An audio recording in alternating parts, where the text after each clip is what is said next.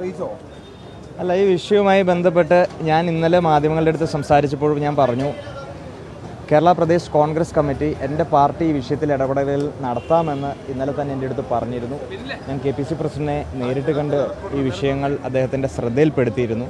ഇതിൽ നിങ്ങൾ ഈ ടൈറ്റിൽ കാർഡുകൾ കൊടുക്കുന്നത് പോലെ KSUവും സർക്കാരും തമ്മിൽ വലിയ പോര്, അതിരൂക്ഷമായിട്ടുള്ള പോര് എന്ന തരത്തിലേക്കൊന്നും നിങ്ങളതിനെ കൊടുക്കരുത്.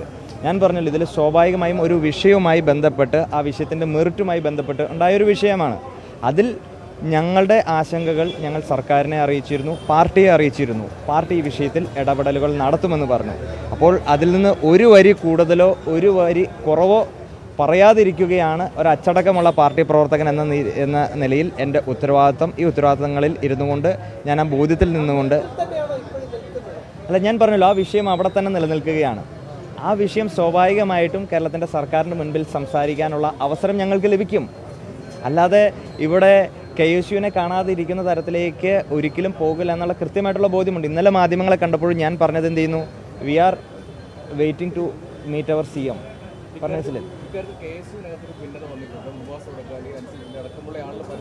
അല്ല, നിങ്ങൾ മനസ്സിലാക്കേണ്ട ഒരു കാര്യം, കോൺഗ്രസ് എന്ന് പറയുന്നത് വിശാലമായിട്ടുള്ള ജനാധിപത്യ കാഴ്ചപ്പാടുകളുള്ള ഒരു പാർട്ടിയാണ്.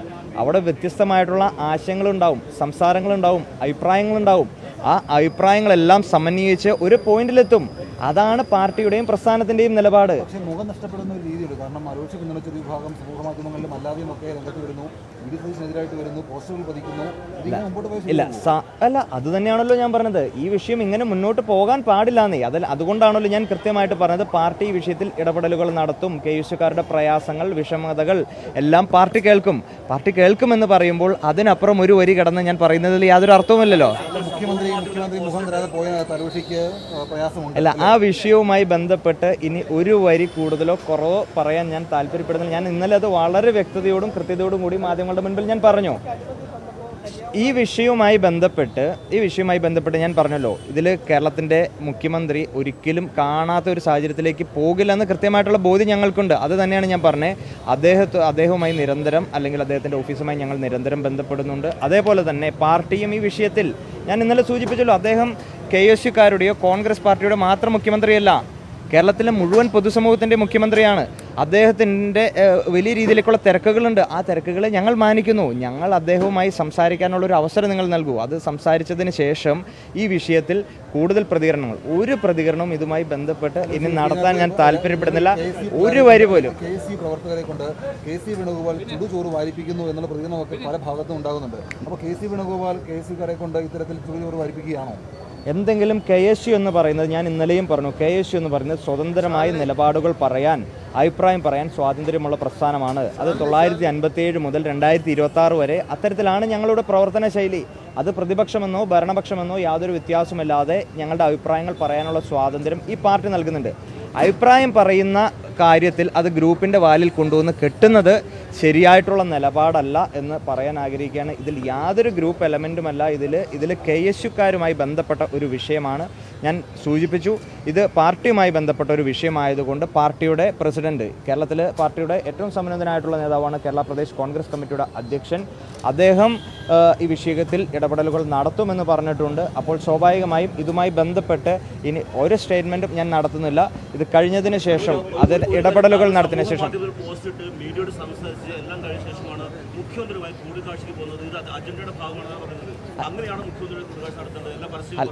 ഞാൻ പറഞ്ഞ എല്ലാവരും പറയുന്ന, അല്ലെങ്കിൽ എല്ലാവരും എഴുതുന്ന വരികൾക്കെല്ലാം മറുപടി പറയുകയല്ലല്ലോ എൻ്റെ ഉത്തരവാദിത്വം.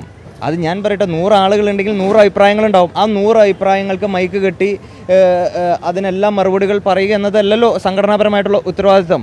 ഞാൻ ഈ വിഷയത്തിൽ ഞാനൊരു ക്ലാരിറ്റി നൽകിയിട്ടുണ്ട്. ഞാൻ ഇപ്പോൾ നിലവിൽ വീണ്ടും ഒരിക്കൽ കൂടി പറയുന്നു, KPCC ഈ വിഷയത്തിൽ ഇടപെടലുകൾ നടത്തുമെന്ന് പറഞ്ഞിട്ടുണ്ട്. ഒരിക്കലും KSUവും സർക്കാരും തമ്മിൽ പോരുമായി മുന്നോട്ട് പോകുന്ന ടാഗ് ലൈനുകളോട് ഞങ്ങൾക്ക് താല്പര്യമില്ല. നിങ്ങളിത് തുടരെ ഇത് കേരളത്തിൻ്റെ മുഴുവൻ പൊതുസമൂഹത്തെ ബാധിക്കുന്ന ഒരു വിഷയമാണെന്ന തരത്തിലേക്ക് ഒരു നറേഷനും നിങ്ങൾ കൊണ്ടുപോകരുത്. ഇത് പാർട്ടിക്കകത്ത് ഉണ്ടാകുന്ന, അല്ലെങ്കിൽ പാർട്ടിയുമായി ബന്ധപ്പെട്ട ഒരു വിഷയമാണ്. അപ്പോൾ സ്വാഭാവികമായിട്ടും പാർട്ടി വിഷയത്തിൽ ഇടപെടലുകൾ നടത്തുമെന്ന് പറഞ്ഞു. അതുകൊണ്ട് അല്ല, SFIയുടെ പിന്തുണ ഈ വിഷയത്തിൽ ഞങ്ങൾക്ക് ആവശ്യമില്ലല്ലോ.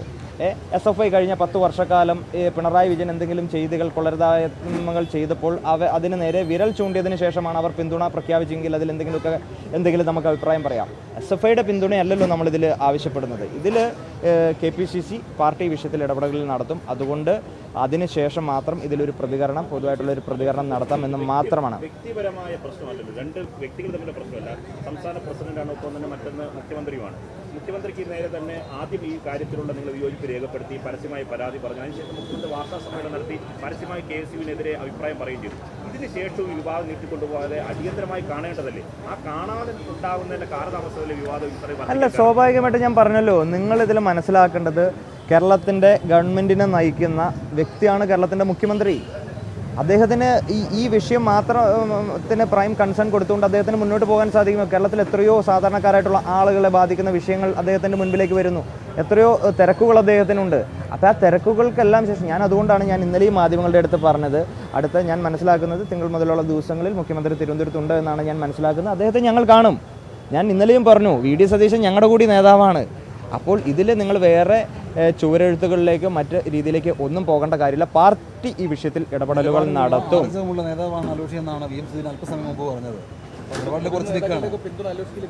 അല്ല, ഞാൻ പറയുന്നത് അതെല്ലാ നേതാക്കന്മാരും സ്വാഭാവികമായിട്ടും KSUവിൻ്റെ വൈകാരികതയെ ഉൾക്കൊള്ളുന്ന മുഴുവൻ നേതാക്കന്മാരും സ്വാഭാവികമായും ആ രീതിയിലേക്ക് പറഞ്ഞു മനസ്സിലായില്ലേ? അപ്പം അതിലേക്ക് ഞാൻ ഇനി കൂടുതൽ സ്റ്റേറ്റ്മെൻറ്റുകളൊന്നും നടത്തി ഞാൻ മുന്നോട്ട് പോകുന്നില്ല.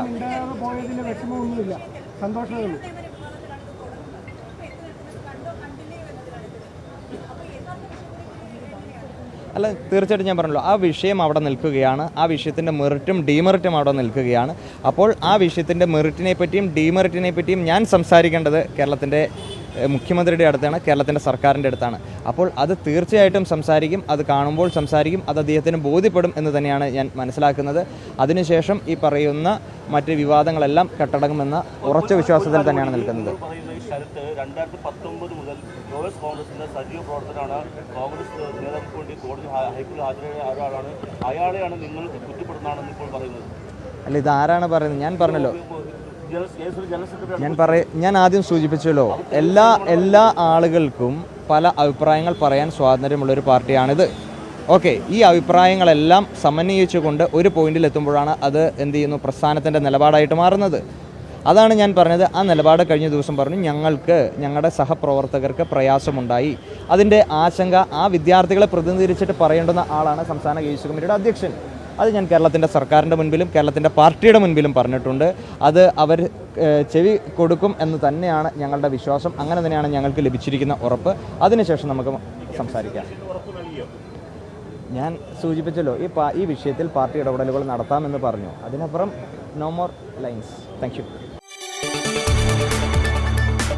കൂടുതൽ വാർത്തകൾക്ക് News 18 Keralam YouTube channel subscribe ചെയ്യുക.